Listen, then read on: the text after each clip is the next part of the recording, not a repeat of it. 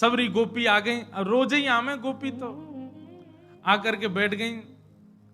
लाल जी बीच में घूम रहे हैं, मैया सबन से बात कर रही है। मैया सबन को बता रही, कल पतो लाला कहा कह रो, बोलो मेरा ब्याह करा दो, ऐसे ऐसी बात न कर रो। तब एक गोपी बोली, लाला ब्याह करेगो? बोले हाँ करूंगो। कौन ते करेगो? बोले मैया बता दी मैंने कौन ते करूंगो, छोटी सी हो, ऐसी नाक हो, ऐसी आंख हो।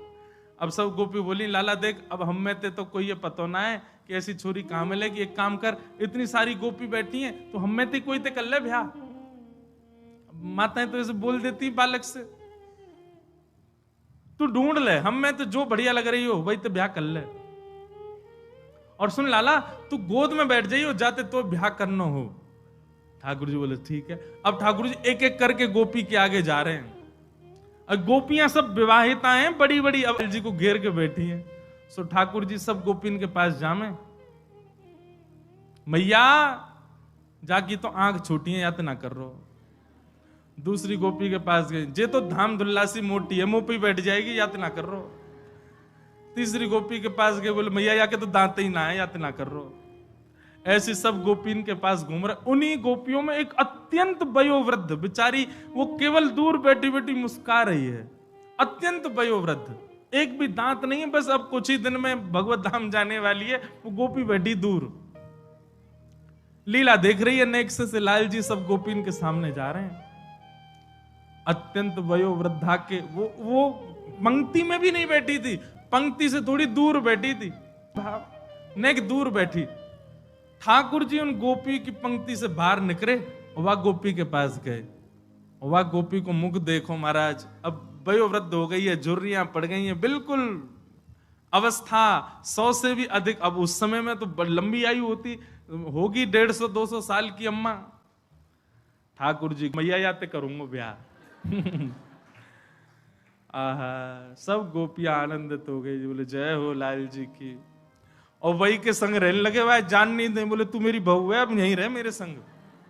अरे लाला मेरे तो दांत ना है। ठाकुर जी बोले मेरे कौन से आए, 2 ही हैं मेरे भी, तेरे भी 2 मेरे भी 2। ऐसे ठाकुर जी को बोल बाल कृष्ण लाल की।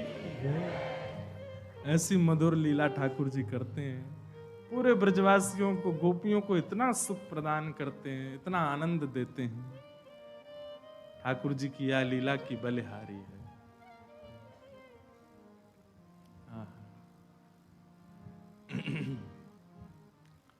घर घर जाके ठाकुर जी चोरी करें।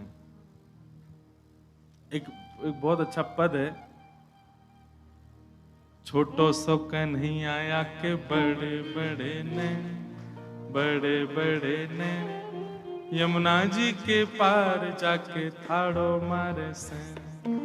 कल गाएंगे, हाँ एक बार सबके संग बैठ के एक बार तैयार कर लें, फिर गाएंगे।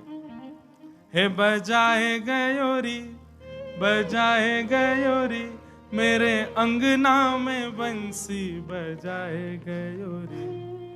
छोटो सो नहीं आया के बड़े बड़े ने, यमुना जी के तीर जाके थाड़ो मारे से। सैन को मतलब कार्य, सैन को मतलब कार्य।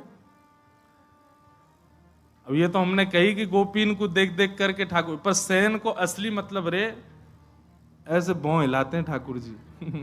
उसको कहते हैं सैन। तो जब ये वाली आईब्रो ऊपर जाए तो ये नीचे रहेगी, ये ऊपर जाए तो ये नीचे, ऐसे ठाकुर जी अपने नेत्र मटका, इसको कहते हैं सैन। बताओ कोई कर सके? एक ही भौं ऊपर मटकनी चाहिए। ऐसे ऐसे करके अपनी उठाते हैं भौं, उसी को कहते हैं सैन। यमुना जी के तीर जाके ठाड़ो मारे सैन।